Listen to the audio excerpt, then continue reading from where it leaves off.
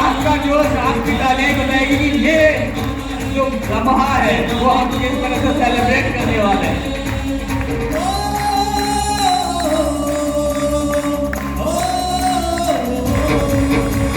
जोरदार तालियों के साथ एक्साइटमेंट के बीच में हमारी निर्णय है उनका सम्मान करते हुए, और यही प्रतिभा, यही जोश हमें सभी को दिखाना है।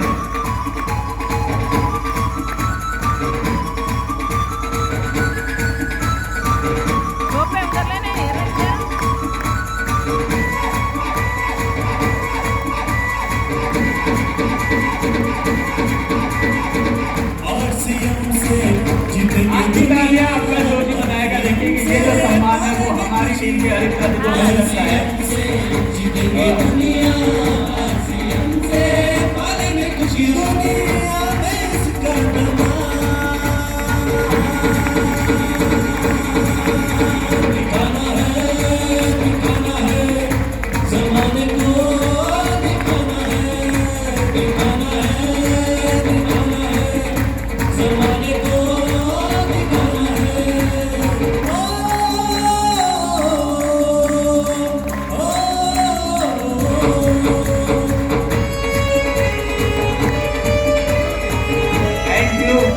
हमारे सभी सीनियर बोर्ड साथी का, हमारी निर्मलाओं का, उन्होंने एक बार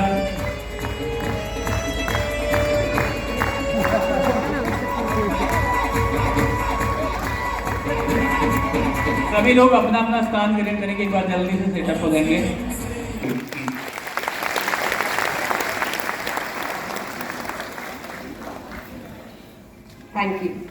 थैंक यू सो मच।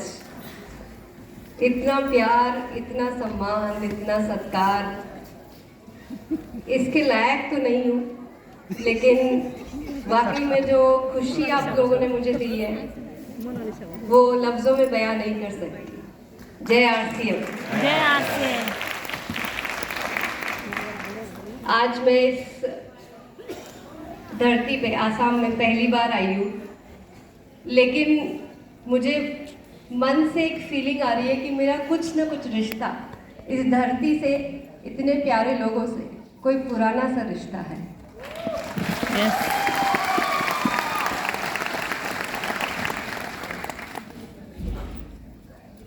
कीसोल के माध्यम से मुझे अलग अलग जगह जाने का मौका मिला।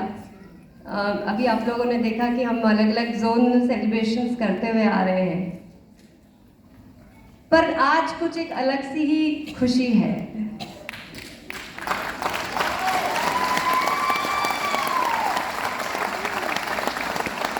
आप लोगों ने बीसी सर को कई बार सुना होगा, और वो कहते हैं कि परमात्मा हम सबको कोई ना कोई संदेश देता रहता है।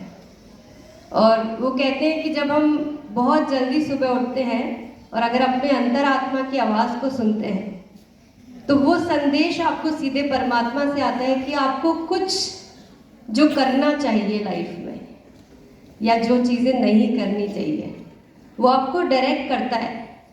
और हम कितनी अपनी आत्मा की आवाज़ को सुन पाते हैं, वो ही तय करता है हमारी आगे की जर्नी को। की सोल, आप सब इसका मतलब जानते हैं? अगर आसान से शब्दों में समझाऊं तो बिल्कुल सिंपल है। इसको हम की और सोल, चाबी, हमारे आत्मा की चाबी,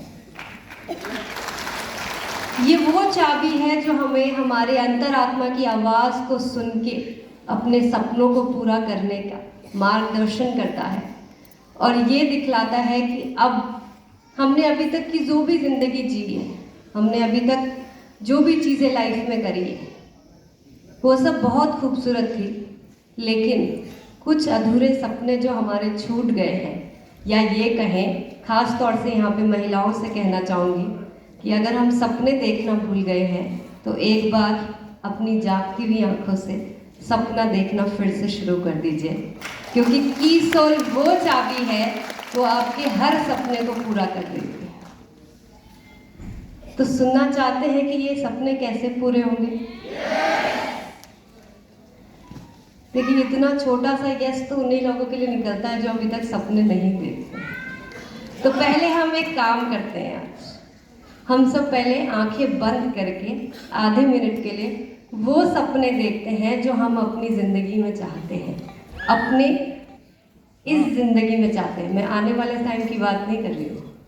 जो ज़िंदगी हमने जी ली है उसको एक बार के लिए भूल जाइए, लेकिन हम आने वाली अपनी इस खूबसूरत ज़िंदगी में क्या सपने देखना चाहते हैं, एक बार आंखें बंद करके देखिए और वो विजुलाइज करिए जो आप लोगों ने आज तक सिर्फ ख्यालों में सोचा ही है कि काश ऐसा हो सका, काश मुझे ये मिल जाए, काश मेरे साथ ऐसा हो जाए। देख सकते हैं वो सपना? तो आई होप मेरी इस बातचीत के दौरान आप लोगों ने वो सपना ऑलरेडी देख लिया होगा।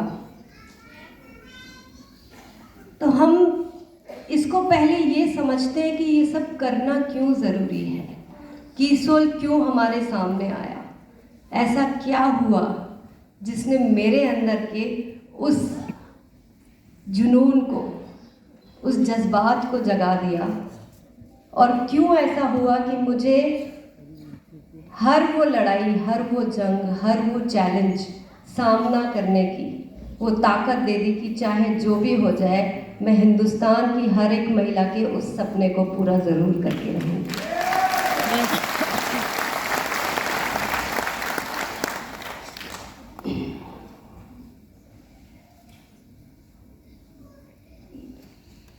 ये समझ लीजिए कि आपके ये जो छोटे छोटे सपने हैं, मैं छोटे छोटे इसलिए कहूँगी क्योंकि हम सब वही सपने देखने की कोशिश करते हैं जो हमें लगता है हमारे बस में हो पूरा करना, लेकिन आप लोगों के सबके, या मैं कहूँगी कि तमाम औरतों के सपनों को पूरा करना ही मेरा सबसे बड़ा सपना है।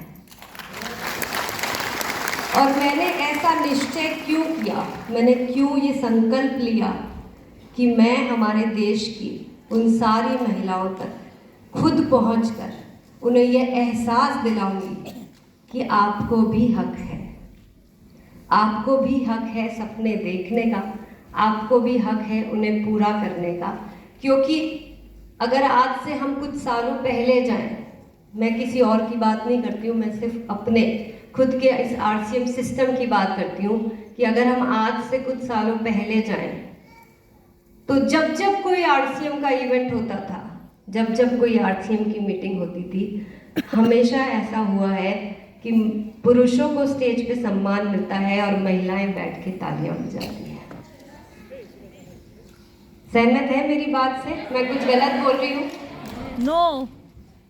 तो हमने ऐसा क्या गुनाह किया है, या हम में काबिलियत नहीं है? क्या हम हकदार नहीं हैं उस सम्मान के? क्या हम किसी और से सक्षम कम हैं? आजमा के तो देखिए, ये दिन जरूर आएगा जब हम यहाँ पे स्टेज पे खड़े होंगे और पुरुष हमारे लिए तालियां बजाएंगे। और आज ऐसा हो रहा है। मात्र 4 सालों में हमने हिंदुस्तान के हर शहर में कीसोल का परचम इस तरह से फैला दिया है कि हमारे पास ये पिंक ब्लेजर हो चाहे कीसोल के निर्जरा निर्भय हो, उन लोगों ने अपनी काबिलियत से, अपनी क्षमता से ये लोगों को दिखा दिया है कि एक बार हमको मौका देके देखिए, हम वो सब कुछ कर सकते हैं जिसके लिए हमें काबिल नहीं माना जाता है। तो मैं हिंदुस्तान की तमाम औरतों के लिए एक बार आप सभी से जोरदार तालियां चाहूंगी, क्योंकि वो उतनी काबिलियत रखती है कि एक बार उनको मौका देके देखिए, वो हिंदुस्तान की पूरी तस्वीर बदलने की ताकत रखती है।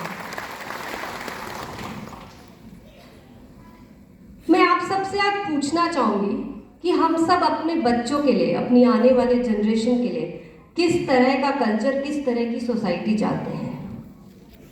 कोई बता सकता है यहाँ पे? कुछ तो बोलिए, कुछ तो सोचते हैं अपने से बेहतर। तो क्या हम बेहतर जिंदगी नहीं जीते हैं आज? हमें कहीं ना कहीं ये लगता है कि हमारी जिंदगी में कोई कमी है, इसीलिए हम चाहते हैं कि हमसे बेहतर जिंदगी मिले। राइट? यही बात है, मानते हैं सब? क्या पुरुष भी ऐसा मानते हैं कि हमारे आने वाले जो जनरेशन है, हमारे बच्चों को आज की जो औरतों की ज़िंदगी है उससे बेहतर ज़िंदगी मिलनी चाहिए, तो इसका मतलब वो मानते हैं कि हमारे साथ कुछ तो इनजस्टिस होता है। मानते हैं ना? यस। देखिए, आज बोलने में कोई संकोच मत करिए, क्योंकि आज आप जो कुछ भी बोलेंगे आपके दिल से सच्चाई निकलेगी। लेकिन ये मेरा वादा है, इस ऑडिटोरियम को आज छोड़ने से पहले आप सबके अंदर से एक ही आवाज़ निकलेगी कि अगर हमें अपने आने वाले बच्चों के लिए, हमारी आने वाली जनरेशन के लिए, खास तौर से लड़कियों के लिए अगर कोई सही ज़िंदगी देनी है तो वो सिर्फ की सोल के माध्यम से ही शुरुआत हो सकती है।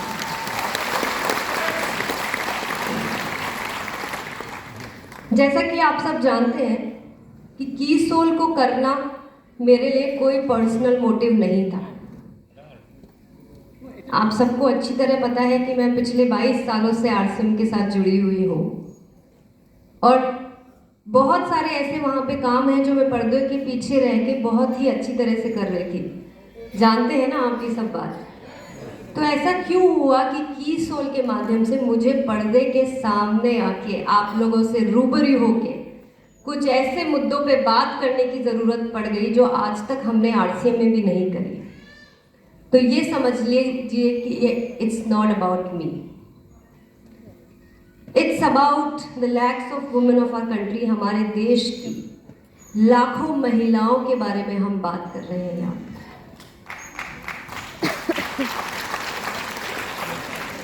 और ऐसा इसलिए है क्योंकि मुझे ऐसा लगता है कि कहीं ना कहीं मैं उन लाखों महिलाओं की कर्जदार हूँ। मुझे ऐसा लगता है कि मैं कुछ उनके लिए ऐसा करूं जो मैं उनका अपने ऊपर जो कर्ज है वो उतार सकूं। जानना चाहेंगे ऐसा क्यों? पक्का? Yes. I was very fortunate. मैं अपने आप को बहुत ही खुशकिस्मत समझती हूँ कि मेरा एक ऐसे परिवार में जन्म हुआ जहाँ पे लड़कों और लड़कियों में कोई भेदभाव नहीं किया जाता।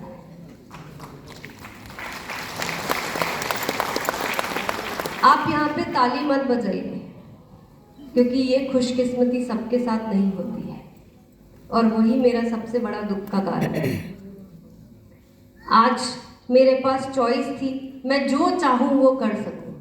मैंने जो काम चाहा, जिस तरह से भी चाहा, वो सब करने की मुझे आज़ादी मिली। लेकिन हमारे देश में ऐसी करोड़ों महिलाएं हैं जिनको बेसिक फैसिलिटी, जिसको हम बोलते हैं हेल्थ केयर, सैनिटेशन, एजुकेशन, इस तरह की फैसिलिटीज तक भी नहीं मिल पाती। मानते हैं ना मेरी बात?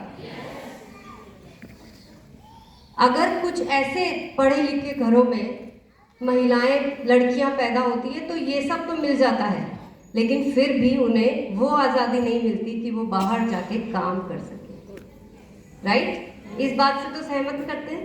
यस। क्योंकि आप में से भी कई सारी ऐसी महिलाएं होंगी जिनको लाइफ में कोई ना कोई रेस्ट्रिक्शन, कोई ना कोई बाउंडेशन के साथ गुजरना पड़ता होगा। होता है ऐसा? अगर हम लड़कियों की बात करें तो जब वो माँ की कोख में होती है तभी से उसके अंदर डिस्क्रिमिनेशन होने लग जाता है।